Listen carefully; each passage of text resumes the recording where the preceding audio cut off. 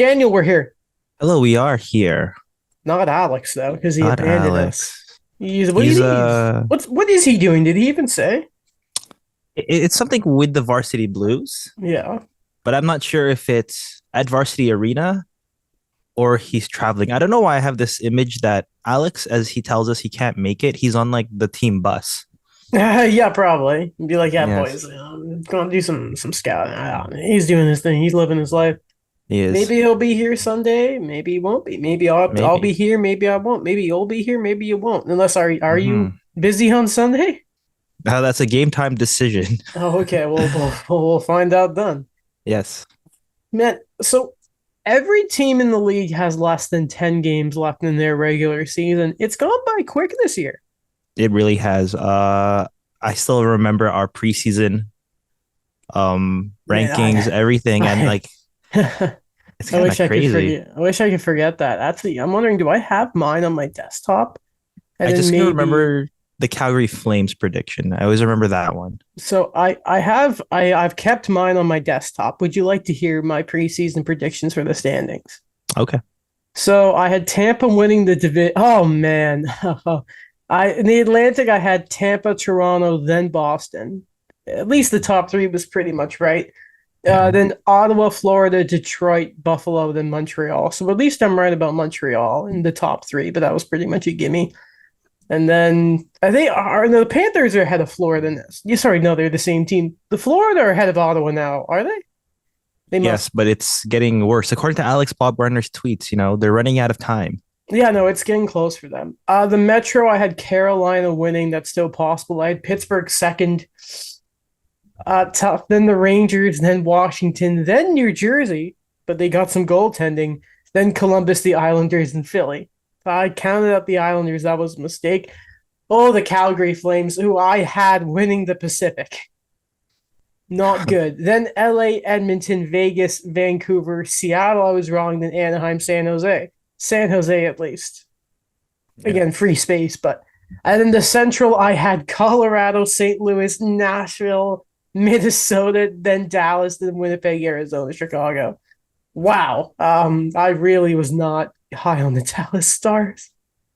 Wow. I think it's because we thought it was nice of them to make it last year, but we didn't think that they were going to build off that momentum. But Pete they DeBoer, really man, built on themselves. he's Yeah. been good. He's been a We've doubted good him guy. a lot. I know that.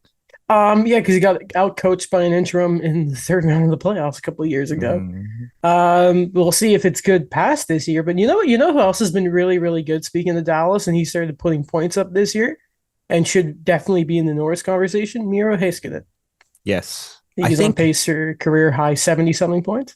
I like the trajectory that we have with him right now is because when he came into the league, he was technically the number one defenseman going into the 2017 draft, and It's then so Dallas funny. gets him, and it's like he's amazing. He makes it into the league really quickly, becomes a consistent guy, and I think it should have stayed like that if it wasn't for Kale McCarr. And then there's those comparisons right now Yeah, that then there's we yeah. came out of nowhere, not out of nowhere, but it's just Bobby Orr came out of university Yeah, somehow in and the 2020s. yeah, and then he legit had like one of the best single seasons we've like ever seen from a player. And hey man, but sometimes it was just he was always good defensively, and then it was just Mm-hmm. waiting for the production to really start, and then boom, there we are. Okay, Daniel. Here's where we're gonna go today. We have a few things we're gonna talk about. Obviously, we always look at the wild card stuff, the wild card roundup. I want to talk about Winnipeg because they are in the news. I want to talk about on top of that Pierre-Luc Dubois because Friedman had some stuff going on. Quick note on the Toronto Six, and I want to talk about some Nintendo stuff. We can't really talk about the Leafs because they haven't played, Nope. so it's tough. And in Montreal, I want to talk about Michael Pezzetta, and of course, last night they had their biggest loss of the season, which you absolutely love to see. To start though, there is one team I did not talk about there, but this is what we're going to open the show with. Daniel, under Rick Tocchet, the Vancouver Canucks are 16-9-3. There's hope. No, no, no, We're no. coming back. No. Here's what it is. I see a team that first off, right now they are even on points with the Blues, the same amount of games played. They are 2 points back of the Capitals. Vancouver are currently 24th, ninth last. They've completely destroyed their real lottery odds after, stop me if you've heard this before, an abysmal start to the year, firing their coach and then going on a hot streak. On top of that, after the deadline, of course, Brock Besser, Connor Garland, and co are all still Vancouver Canucks. Don't forget they bought the deadline. So I ask, what has actually changed from last year? Nothing, because I think when Bruce Boudreau was fired or was let go, I think that should have signified, at least for me, that okay, this team is gonna go for the lottery. They're gonna look at how loaded the top five is in this draft, and they're just gonna continue the streak they're on because there's no reason to do anything else. And they proved me wrong once again because I do not understand the Philip Roenick acquisition. I don't understand holding on to so many guys. Like you mentioned Brock Besser. I think that's the guy that you. I think it's just for his own good. You should have traded him already at this point. The way he's been treated, the way he's been utilized on that team. I don't know. I don't know what they're trying to do there, trying to build there, because if it's about keeping talent, which I understand, why trade the draft picks? What I want to know is the exact terms. There's been whispers about whatever was happening between them and Pittsburgh, whether it was JT Miller, whether it is they wanted draft picks, which it sounds like they wanted a young center, then makes you think, why were those two teams talking? Because those are not, those two teams are not 1+1 = 2, and it just doesn't seem to make sense. The pieces aren't there. So, like, I just look back and I think I'm concerned at Vancouver because it's Vancouver, and I can only go off of what I've seen of this. Again, for only so long can we say that this management group has only been there a year. Okay, it's nearly 2 seasons now. I am concerned that they're going to go into the offseason. They're going to do whatever they do and get rid of Tyler Myers' contract and all that type of stuff. And then I'm scared they're going to go into free agency. They're going to spend that money on someone. They're going to think because the West is just, especially the Pacific, is such a. I can't swear on this podcast, but my God, is it just a flaming trash bin right now? If they think that we're going to be healthy next year, we're going to have Thatcher Demko back, because obviously he's missed a lot of this year. I think he's back now, but he's missed a lot of time. If they think, hell, we can go for it, I don't know if they're going to do that, because obviously last year it was very vocal, even to all of this season. Jim Rutherford being very vocal about, we thought it was a fluke, we just had good goaltending, but then again, then why did you go into the offseason and sign Ilya Mikheyev and keep all your players? I'm still not convinced about what direction Vancouver are going to go in, and I'm worried for them and their fans that they're just going to stay status quo in the offseason. Yeah, I think you mentioned that the management's been there 2 years already. It's not like they're starting from the ground up. They already had the talent there. They just have to keep building on it in a positive way. And I don't see any indication of it. I think that they weren't where they were supposed to be, but I think in terms of stability, in terms of what did you want to establish there, they priced out their captain. That's not a good look at all when they signed everybody else except him. They didn't add, I don't think, the right guys. I think Philip Roenick, he is a great defenseman when healthy, but that's just not a guy that you spend on when you're tail spinning. You bought high on him too. Yeah, which I don't know. With the pick from the Horvat trade. Yeah. Why? It's confusing to me too, because I'm trying to find some understanding of what they're doing, and I don't. My biggest thing right now is this might be the same pattern we see over and over again until Quinn Hughes and Elias Pettersson hit the unrestricted free agency market. And they say, listen, we want to win. We don't want to be the cornerstone guys if it doesn't mean that you're supporting us in the right way. Mm-hmm. Well, I mean, look at how good Pettersson was this year. And Quinn Hughes as well has been fantastic. Didn't he? Wasn't it something like he was the quickest defenseman in history or something into like 200 assists or something this year? Him and Pettersson have been outstanding this year, really. And obviously, past couple of years, there were a lot of questions about if Elias Pettersson was truly going to be this cornerstone player. It sounds crazy to say after this season, but there was that, oh, is he really going to be a center long term? Those were questions being asked. And again, it was that rookie season between Hughes and Makar was always like, who's the better player? And then Makar goes and he has that great year winning the Cup in the Norris last year at the Conn Smythe. And then Patterson just sorry, no, and then Hughes just wasting away in Vancouver. And it's just sort of like, I can't help but think those guys think of, like, Hughes looks at the success of this player he's been tied to and sees, I'm just kind of stuck here wasting away on a middling team. Patterson has to be thinking about his long term, and it's not like it hasn't been discussed in Vancouver media either about how long how he feels about everything, despite whatever his agent may say publicly. I'm gonna have my own questions about that. And then, and then there's the Demko question, because it's not for no reason that Elliot Friedman was talking about the possibility of him getting traded. It's just the question continues to be, what are they going to do? Because I'm just so confused and concerned about what they think of themselves internally. Mm-hmm.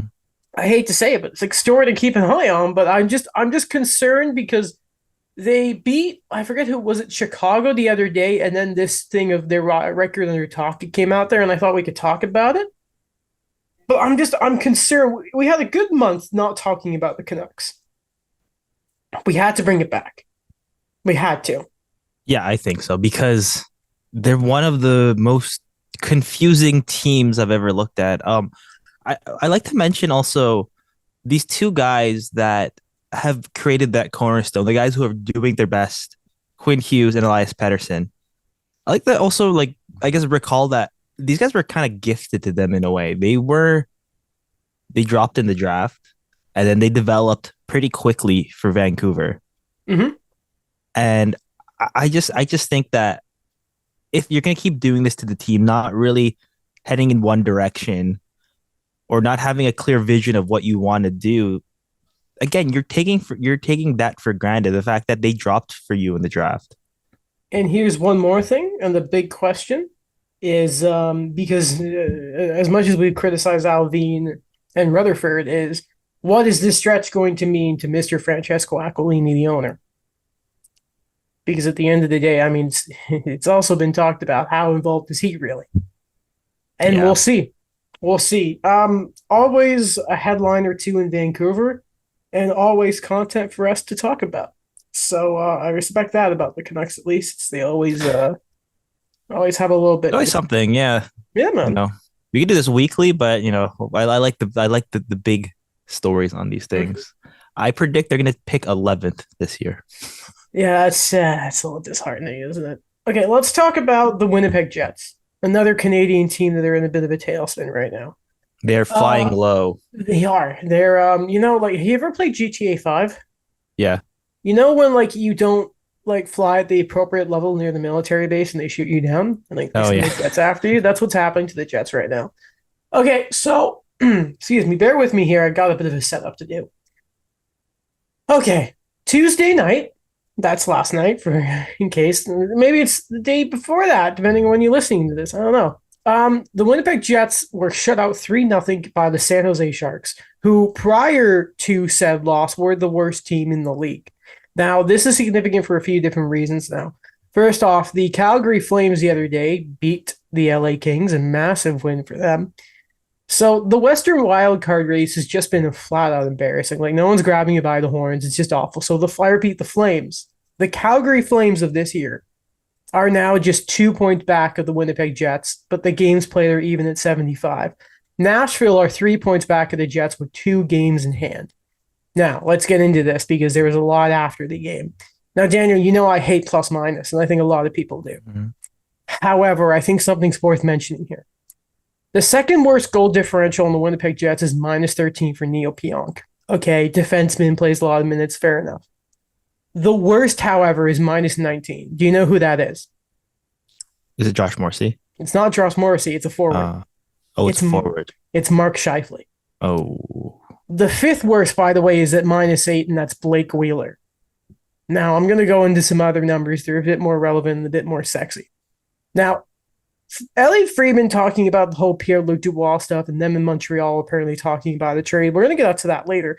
But I do think that's a bit of a fire under people, but I don't think Pierre-Luc Dubois has been nearly as bad. So let's just want to talk about the fact here that this season he's currently at 25 goals and 58 points. He'll probably finish around 20 plus goals. Well, he's done that already, around 60 points. That's exactly the type of player Pierre-Luc Dubois has been since he got into the league.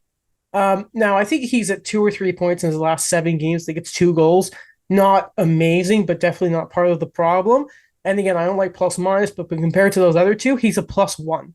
If you look at some of the negative players there, he's actually doing pretty well.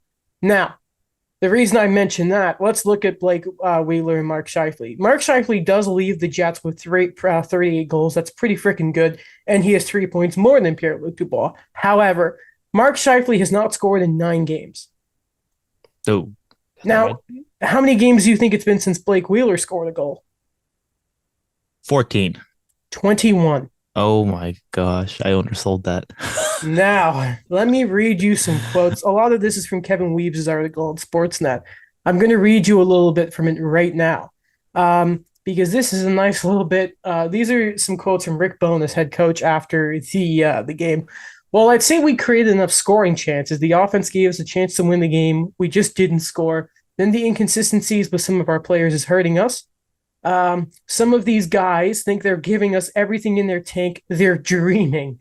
We have a lot of guys and they're giving us everything they can. We just need a few more guys to jump on board. It's not over. We're still in 8th spot. We're going to find out what we're made of over the next little while. Continuing part of the article here, the truth serum was flowing for Bowness, and he didn't stop there. When asked a follow-up question about how he can reach those players fighting with inconsistency, he basically said it was up to those guys to take a long, hard look in the mirror. Quote, how do you reach them?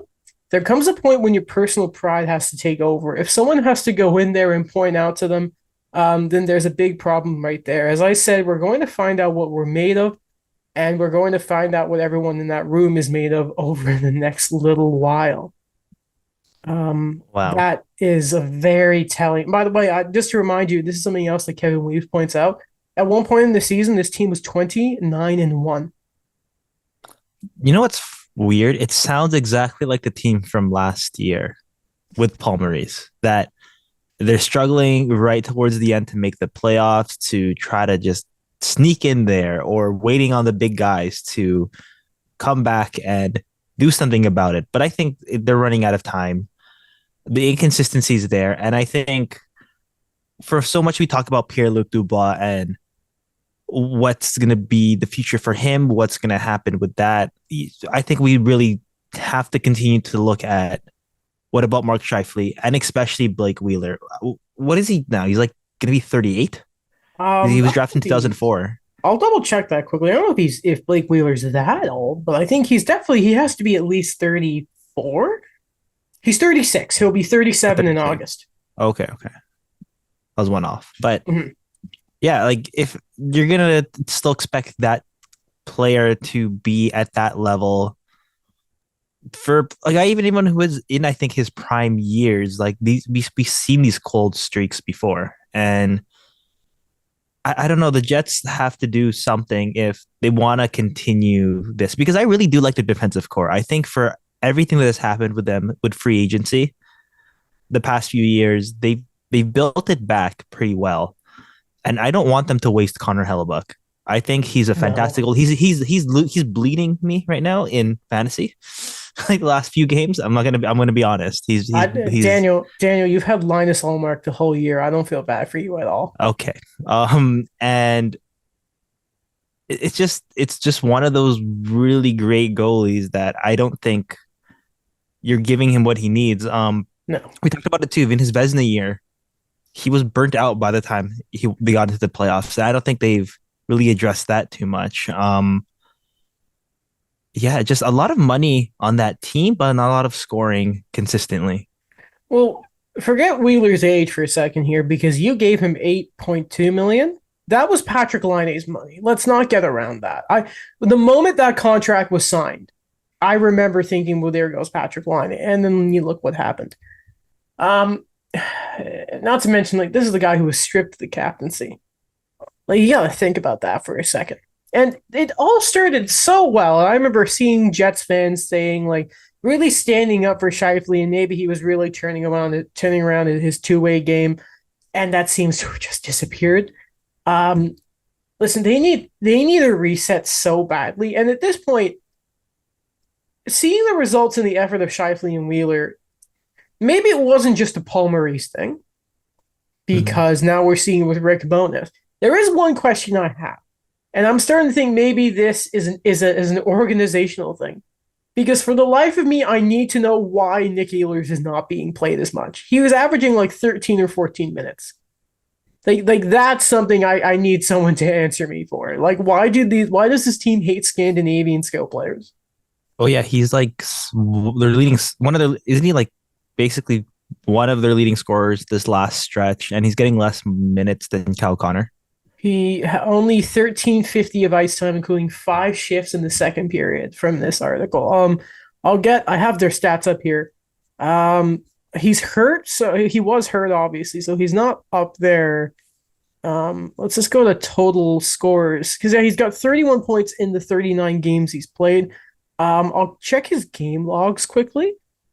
At least NHL.com gets those up quick enough, even though the whole site's a bit questionable.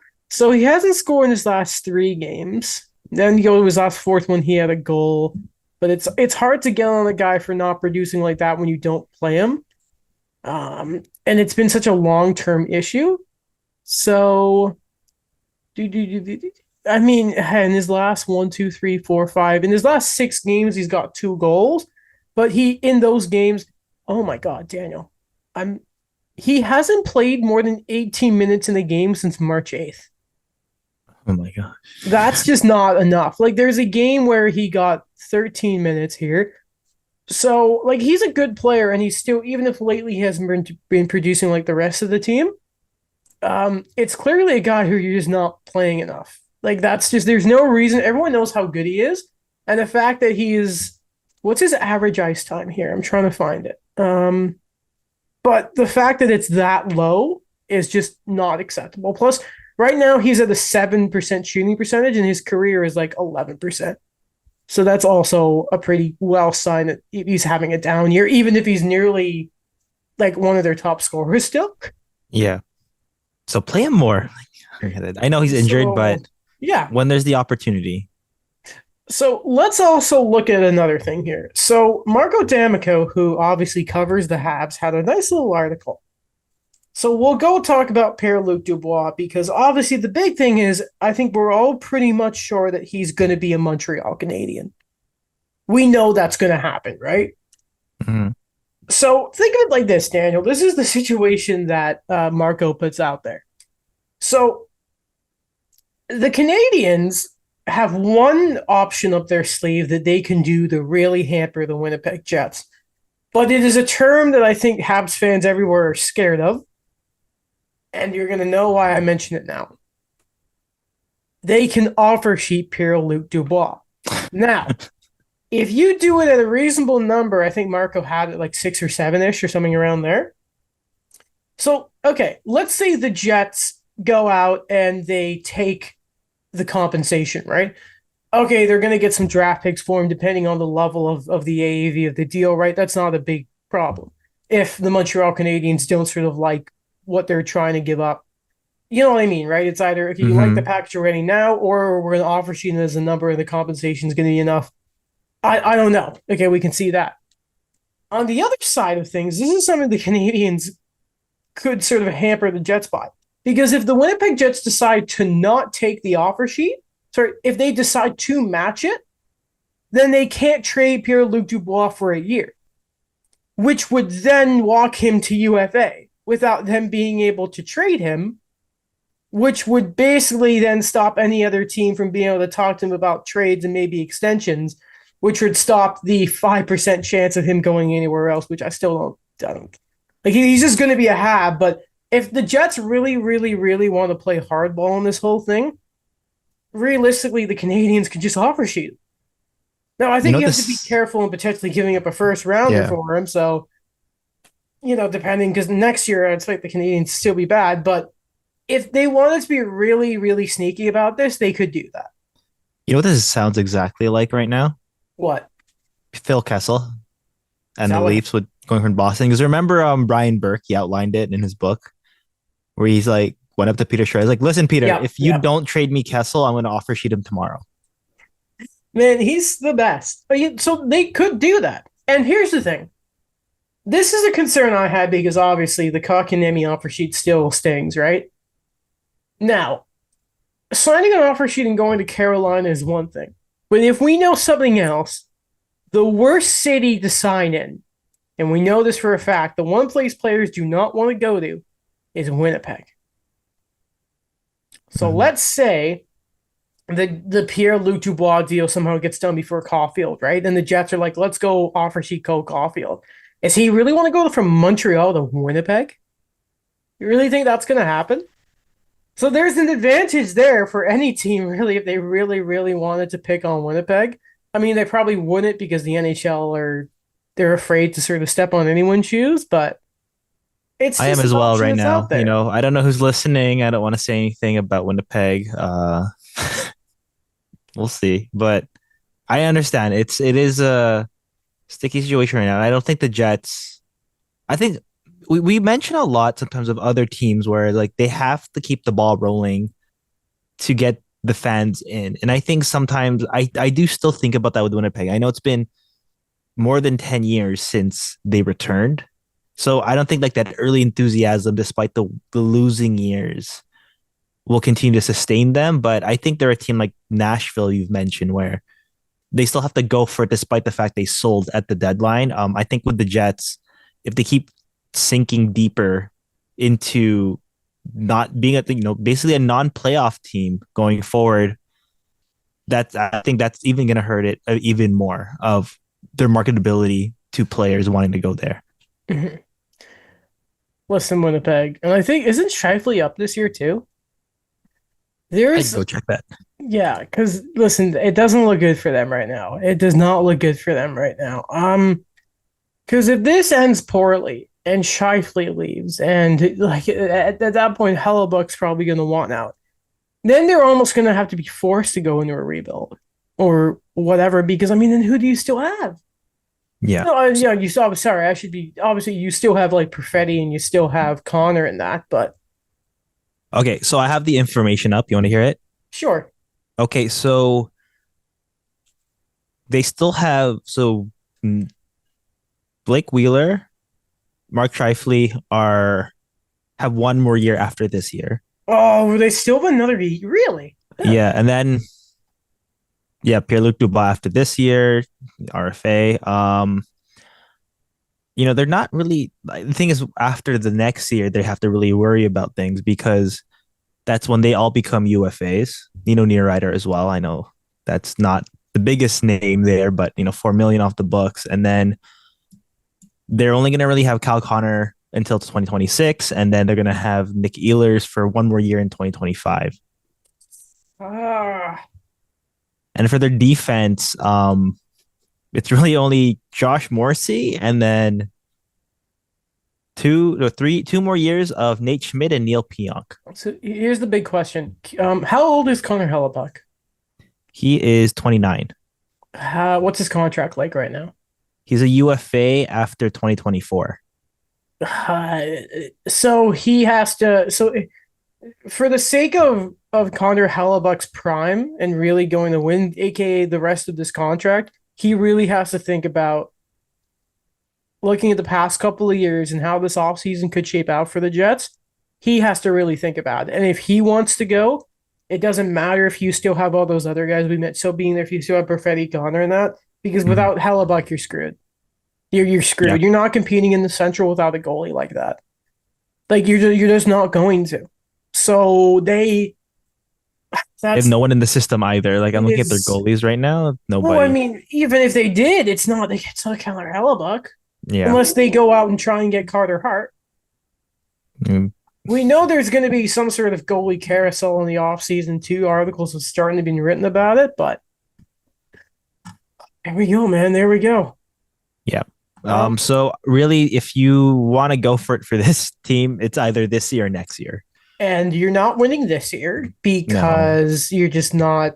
Might not make the playoffs to begin Yeah, with. you're fighting with the Flames to stay in the playoffs, right? That's no one wants to be there. And not to mention, I mean, you have to beat an Eastern team if you miracle run your way to the finals anyway. And I don't I only see like Vegas or maybe Colorado somehow beating a team in the East. Edmonton, just a Stuart Skinner scaring me a little bit. Like, do I trust him in the playoffs Hmm. against one of those teams? So yeah, like the Jets aren't going to make any like they. Man, I don't envy Shoveldayoff. I don't envy him. No, But this then may again, be the end of the core. We don't know. Two I mean, years. maybe it's time for Chevy to go too. Not that he shouldn't really have a job right now to begin with, but I mean, he got a little lucky that his name wasn't mentioned a ton in that report. Yeah.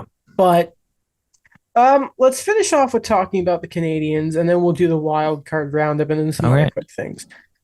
So first off, we'll go a couple of days ago. We're gonna go back to the Canadians before the Philly game because I want to talk about Michael Pezzetta, Daniel. So Okay. I don't know what it. So there is the Buffalo Sabres. The playoffs are not looking likely at all, and in the shootout they had against the Canadians the other day, it was described on Twitter as there was all you could cut the tension with a knife on the Sabres bench. And the Canadians were basically yucking it up on theirs to the point that the shootout was going, I think it was 6 or 7 shooters deep. The Habs sent out not only Mike Matheson, but with all respect, Jonathan Kovacevic had an attempt. And then eventually Michael Pezzetta goes out, scores, and then does the Tiger Williams riding the stick celebration for the win. Um, the rest of the game does not matter to me, nor do I Yeah. think is very relevant for the Canadians. But I just want to talk about that. The video of the locker room afterwards. Like this is a team who's in fifth last, and I just kind of can't help but mention just how they're actually enjoying playing right now. Like, when's the last time you saw a bottom feeder like this pull out like one of their depth players of all respect, even though Pizzetta has grown so much this season, Hmm. is going to go pull a move like this, and they're that happy at the end of the season like this before. I don't remember a lot of bottom feeding teams being like this. It's funny. I could think of not a shootout one, but I think of guys actually liking to be around each other and playing for the team. And I think it's the Buffalo Sabres after trading Jack Eichel. I think that's the I big example. love you. I love how you didn't just say the Sabres last year. You were just like the Sabres after Jack Eichel got traded. Yeah, basically. I think that that's the type of culture you need in a team, even if you're a bottom feeder, moving forward to become a better team and actually being around guys that you like. I think Montreal is getting to that point. When I first saw it, I knew there was going to be a reaction to Michael Oh, Pezzetta's yeah. celebration, but listen, like this is probably the only time we're going to see this guy get an opportunity like that in a game to Oh, get some. even he didn't believe it. Yeah. Well, I think he was like here's the thing. It was because at some point you're kind of like, okay, so who normally goes in the shootout? Suzuki always goes. Druin would go, Hmm. and then you're like, okay, Caulfield, wait, he's hurt. Josh Anderson, he's hurt. Okay, Dvorak's had some, he's hurt. And you're literally you're thinking to yourself, who do they have? Harvey Pinard, I don't even think got to go. And he's even though he's sort of the full Kira right now, but Hmm. he didn't go, and like you're just like you're like two defensemen have gone. They never go in the show unless maybe like I don't know, like Eric Carlson probably. Not to me, like the shootout's already enough of a crapshoot. But Yeah. I mean, listen, I loved it. It's fun. They Yeah. lose the next game against Philly, which was a 4 point loss. Like that's huge for the lottery odds. Like, listen, it's weird that it isn't as exhausting watching this team like it was under Dom Ducharme. But I'm not gonna lie, Daniel. I'll be happy when the season's over and I can just enjoy the playoffs without like it isn't this stress of just hoping they're going to get a good lottery pick anymore. I can just enjoy the playoffs without like any dogs in the fight, except my first round bet that the Leafs are going to beat Tampa with Christopoulos, but Oh, what's the wager? $35. What, 35? Why Well, not 40? Why not 30? because I had a bet with Will Baldwin for the same thing last year, and I obviously lost last year. I think to Justin Hall setting that pick. Yeah. And Crystal's like, I want in on that. But the one I had with Baldwin last year was the Leafs were going to make the finals. Um, Okay, okay. but so this year I'm like, no, we're just doing Tampa. And at first he wanted like this wine. I'm like, I'm going off of the thing I got Baldwin, which was $35. So I said I'll get him like this wine he wants at 35, and if I win, he's getting me 35 equivalent of the Nintendo eShop, or the I should say the Switch eShop because the 3DS and the Wii U one is now closed. Rest in peace. Mm, Thank you for everything. But yeah, mhm. it's basically Okay, $35. okay. But Yeah. yeah, I understand. It's kind of like having a bookend to this season. Looking at we talked about looking at the growth, looking at what could have been. Not really could have been. What was exactly there that we saw, and as the season went, and brighter days are ahead. But again, I think we talked about so much about the smart moves that Molson did last year that I applauded already. I don't think you had to do too many changes this year. You need the growing pains of the young guys, of a new young captain, for example, Nick Suzuki, and Do you mean just Kent? Do you mean Hughes? Because you said Malton. oh yes, I mean yeah, Hugh. Sorry, I meant like Hey, Molson brought overall. those guys in to make the Yeah, that's what I changes. meant. Like I So meant you're like the half management right. and the Yeah. coaching. Yeah, yeah. Yeah. Um, I think the heavy lifting for that is already done, and I think in the offseason that's when you really assess. So I think with Montreal, just finish off the season. Eventually, you get to a point where, as much as they're fun to watch and they've got heart, you get kind of sick of watching a fifth worst team in the league. Where you're like, I can watch them and then I'll watch the Avs. I'm like, yo, this is elite hockey. And you kind of think, oh man, maybe they'll be this one day. Oh, it's a painful You have experience. to It's have a hope. painful You experience. can Yeah, believe. man. Well, so here's okay. So here's what's funny. So you reminded me about this actually because I meant to bring it up and I almost forgot. So the season ticket holders actually got in the low in their in the campaign going around that was basically to re-up in your season tickets. I guess Mr. Marty St. Louis is emulating Mr. John Tortorella in more ways than one because he had a little letter, and I'll read it out here. It has been, but it has now been a year since I've had the honor of being named the head coach of the Montreal Canadiens, and not a day goes by that I don't think of myself. Oh my God, why can I not? That Alex? No, you're not Alex. Daniel, damn. Let me try this again. It has been a year since I've had the honor of being named the head coach of the Montreal Canadiens, and not a day goes by that I don't think of myself how privileged I am to be leading my childhood team. I read that properly. I just Marty. I have mentioned it a few times, but getting back to the top of the standings won't happen overnight. There's a process that takes time and hard work that will inevitably result in success. I am fortunate to be surrounded by a group of extremely passionate people, and together we will make every effort to achieve this goal. On the ice, our team is made of a core group of extremely talented players. I am very proud of the process and the efforts of our team made this season. We want to have a talented, committed, hardworking group of players that we can count on for several years to come, and we are heading in the right direction. The Bell Center is one of the most electric and intimidating places for a player to play. I've experienced it as a player in the enemy camp, and now I get to witness it every time I stand behind the bench, this time on the right side. Our legendary atmosphere draws envy across the league, and we owe it to all our passionate fans who fill the Bell Center game after game. We are privileged and grateful and do not take it for granted. On behalf of the entire organization, I would like to say thank you for your loyalty and continued support as a season ticket holder in both victory and defeat. We have many great years ahead, and I look forward to having you alongside us. The reason I wanted to read that is Cool because letter. I like it. I mean, first off, the man has a way with words. Remember the speech at the draft? That was Yeah. awesome. I mean, I wanted to mention it because it's basically the coach echoing the same sentence that Ken Hughes has said. Like, we want to build a team that's competitive for a period of time, not just for a year or two. Um, and as a fan, you recognize that, but God, it's just sometimes waiting is hard. Like, listen, they could get Connor Bedard, they could get Adam Fantilli, they could get Matvey Michkov, they could get Leo Carlson, they could get Will Smith. I love Not that. Will that Will Smith. Smith, not the one slapping people at the Oscars. Not the catcher on the Dodgers. No, no, I didn't even know that was a dude. But that the other Will Smith, and that's not going to fix the rebuild right away. So it's just being patient, but at the same time, it's like I think I'll enjoy my summer. Yeah. And yeah.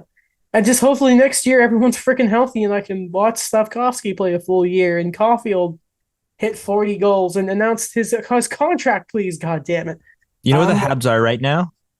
where? At this point of the rebellion, they're in Rogue One, but a new hope is coming. Exactly. Mhm. Okay. First off, shout out the Toronto Six. They win the chip. I Yes. wanted to mention this for one reason. I want to give a shout out to someone we've had on the show, Richard Coffey. Obviously a guy from TMU. I almost call it the other name. You can't say that anymore. It's the best when professors do a double take too, and they're like, "Oh, it's not Ryerson anymore." Obviously, I think Richard's been on there doing their social media stuff. He had the Isabel Cup and that. It's just really happy for him. I DM'd him. I'm like, "Congrats, my friend." That's seriously really really cool. Like he gets to be in the team picture and everything. Yeah, it's Got to hold the amazing. cup. Like that's awesome. So shout out to them and shout out to Richard. Yes. Um, I passingly mentioned the Nintendo eShop was gone, but before we go to the wild card roundup and finish the show, there is something more important than hockey that we need to mention. Officially, Ash Ketchum is now gone from the Pokemon anime. Um, What? yeah. You didn't know this? I didn't know that. Yeah, What? he's gone. They're bringing new protagonists. His story is Oh, ended. how do you feel? Man, I haven't watched the Pokemon anime since I was like in elementary school, but like Hmm. you keep up with it. I watched the last scene that he's in, and I'm not gonna lie, I got emotional. This is a dude I grew up with. You Um, know, like shows, for example, like Saved by the Bell, they had the college years, like mhm, spin-off. yeah. They used to be like the Ash Ketchum, the adult years. I mean, he had like 1,200 episodes of an anime. I don't know if he needs. No, it's just these new kids. They're still bringing a Pikachu in that because you Oh, can't get okay, rid of yeah. Pikachu. It's not the same Pikachu, but it's emotional, man. The guy's been around since before I was born. It's hard to think of the anime without Ash Ketchum and his Yeah, Pikachu. Of course, again, there will be a Pikachu because he's the mascot. You can't get rid of Pikachu as much as you want to, but I think ever it's can. No, it's but wild that's though, isn't it? weird. I actually have to process that too, because like I don't know. I think maybe okay, this is weird, weird comparison, but I always associate Ash the way I associate like The Simpsons, where it's just ongoing. No matter like I know The Simpsons, the quality's dropped a bit, in my opinion, for the new A episodes. a bit, okay. Okay, I'm trying to be Okay. nice, Yeah. but I don't know. It's weird to me. Like, oh, we're just gonna end it here. I know that's eventually gonna happen for any show, but it's just weird with Ash because I know there's different characters in Pokemon or different ways you can take it, but He's always been there. yeah, it's Like whether Misty left the show or Brock left the show, or it was always Ash was always there with Pikachu. man. Well, If I like, could go back to like when I was 6 years old, I have to tell my younger self so many things. Ash is not going to be there forever.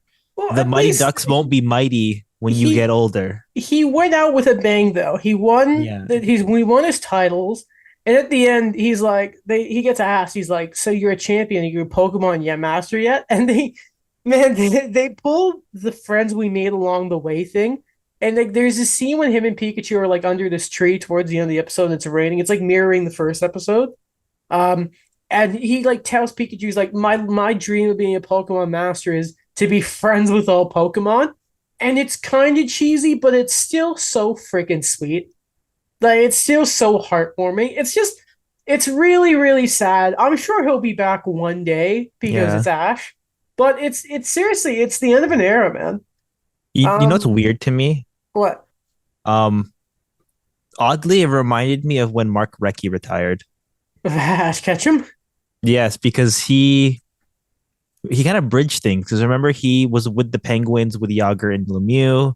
He was with the Canadians, and then he was with the Flyers, and then he bridges that for the early '90s to winning it in 2011, and then that's when he says he's gonna go out on top. Mm-hmm. So maybe it's like that. Maybe Ash Ketchum, Mark Recchi. There we go. Good night, sweet prince. I hope it, maybe we'll see you one day. Okay, wild card roundup. I explained Okay. earlier the point spread between Nashville, Calgary, Winnipeg. I will add Winnipeg in the second wild card spot. Seattle is 3 points ahead of them with 2 games in hand. Okay, so first off, are we both in agreement that the first wildcard team will be Seattle? Yeah, I'm in agreement with that. I think it's they've solidified it. So, okay, if we go to the second one, does Winnipeg hold on? Do the Flames take them, or do Nashville surprise everyone? Oh my, I'm saying oh, Nashville. I'm going with my original answer I really? had 3 weeks ago. I'm going to go with the Preds. I think they have more to fight for. I think there's been too much attrition right now in Winnipeg and Calgary, and there's not enough time to bounce back from that. I feel like I change my answer every week, because it's just been such a crapshoot. Oh God. Um, I want Dubois to be nice and fresh for when he's a Hab next year, so hopefully the Jets don't make it. I don't want Calgary to make it because I'm still not over Markstrom screwing my fantasy season. By the way, Daniel, shout out to you and I are probably battling for third next year because McDavid's just Probably. lifting Alex past me and it's not even funny. Hopefully you come back versus Scott, but I don't want to have to play him in the third place match. So um yeah, I'm Yeah. not over Markstrom, so I don't want to give it to them. So for argument's sake, I'll say UC Saros somehow leads Nashville into the playoffs. And He does it then again. yeah, and then maybe somehow between now and then, Colorado. No, they're Vegas are two ahead with points. I was gonna say maybe Nashville will have to play Colorado again, and then Yeah. maybe they lose in 6 games instead of four. But yeah, screw it. We'll say Nashville. Okay, going to the East, it's a bit more interesting. The divisional spots, as we know, are pretty set. Here's how it's looking. Um, oh God, the Islanders they're at 85 points. The Pens are 3 points behind them, a game in hand. Panthers are a game behind. Sorry, game in. I am awful. What? Florida have also played 74 games, same to Yeah. Pittsburgh, but they are 3 points back. The Sabres are 5 points back of the Penguins with a game in hand. Who do you have making it? I'm just going to say the Islanders because I'm going to stop trying to count them out. And Mm. I don't know what the Panthers, man. I don't see them putting enough together. This could change next episode because it's a crapshoot. But I'll say Crosby, and I'll say the Islanders. Yeah, I think we're getting to a point now where it's gonna stay as it is with the Penguins and the Islanders. I don't think Florida has anything left in them, at least for this time, to make a huge run from it. Sorry, Alex Baumgartner. The Sabres, I think, valiant effort, but they'll be there next year. Same thing with Ottawa. I think that they did what was expected of them. They went out and improved, but Jacob Chickerin's probably out for the season, and That's unfortunate. the status quo is as it is right now with that team. Listen, I want the Panthers to make it so then Alex can enjoy it. Baumgartner can enjoy a playoff run and getting to enjoy that, but I just don't think it's going to happen. Yeah. And Bobrovsky's let me down in fantasy. By the way, we didn't mention the Capitals. Like, when is the last time they missed the playoffs? Like Was 2014, it I think. was it the off year where Ovi only scored 30 or something, and everyone's like, "Ah, there it is," and now I think it's the break the 20. What? glory. I'm thinking 2014 because It was a long time ago, man. they took Jacob Verana 13th, so that was like their last lottery pick, right? I believe you. It's been a hot minute. What's Yeah, that like? Almost a decade ago. yeah. And I mean, if the Pens don't, and when was the last time the Pens and Caps Uh, both missed? I think it's 2006. That was like Crosby's rookie. No, he's rookie, but like that was yeah, 2006 was like the When was Lemieux still in the league the last time the Pens missed the playoffs? Because they had the longest active streak of making it, don't they? yeah, like yeah, he was for like the first few games playing with Crosby, and then he retired. And then That's 2007 they lost to the Sens, who went to the finals, and so they lost in the first round. And then 2008 is like, well, yeah, when they went to the finals the first yeah, time. Yeah, so it might be 2000. Yeah, 2006. that's insane. That's Um, crazy. well, that's it. Maybe we're all gonna be here on Sunday. You never know. We'll see. Yeah. I actually may The be crazy busy. time of the year. I actually don't think is the second on Sunday. Yes, that's the second. I mean, I'll be here. Okay, That's my I'm brother's birthday. happy birthday, Adam's brother. Yeah.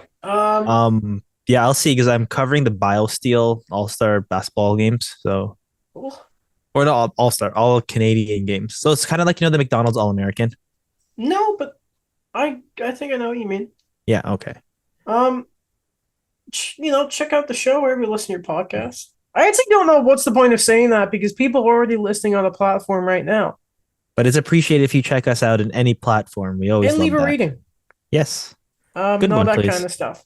Like on YouTube and all that kind of gubs. Jesus Christ, I forgot about my other alarm because I have class in 20 minutes. Hmm. Online. Oh, Daniel. Now we gotta go figure out the name of the episode and all that, and then we can send it We to will. Alex. Thank you for listening, and we will see you later. Goodbye.